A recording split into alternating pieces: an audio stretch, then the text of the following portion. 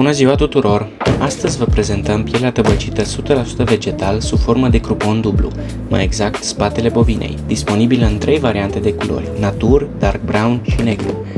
Aceasta este o piele de bovină, de regulă taur, de origine europeană, tăbăcită 100% vegetal în format crupon dublu, o zonă foarte apreciată datorită structurii dense și uniforme a fibrei.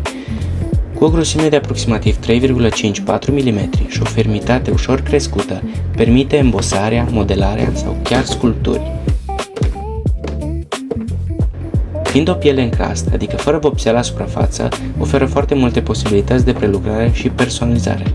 Pielea poate fi lăsată în forma sa naturală, iar în timp va dezvolta o patină autentică, specifică pielii tăbăcite vegetal. De asemenea, poate fi vopsită sau pictată în funcție de proiect și de rezultatul dorit. Fiind o piele groasă și rigidă, cu o structură foarte bună, este potrivită în special pentru curele, deci de cuțite, brățări și diferite articole de marochinerie artizanală. Cele 3 variante, natur, dark brown și black, sunt disponibile pe ropel.ro, unde găsiți toate detaliile și dimensiunile și variantele disponibile. Dacă sunteți în căutarea unui material cât mai natural și cât mai rezistent, care se reziste decenii, pielea crupon tăbăcită 100% vegetal de la Ropel poate fi alegerea excelentă pentru viitoarele dumneavoastră proiecte.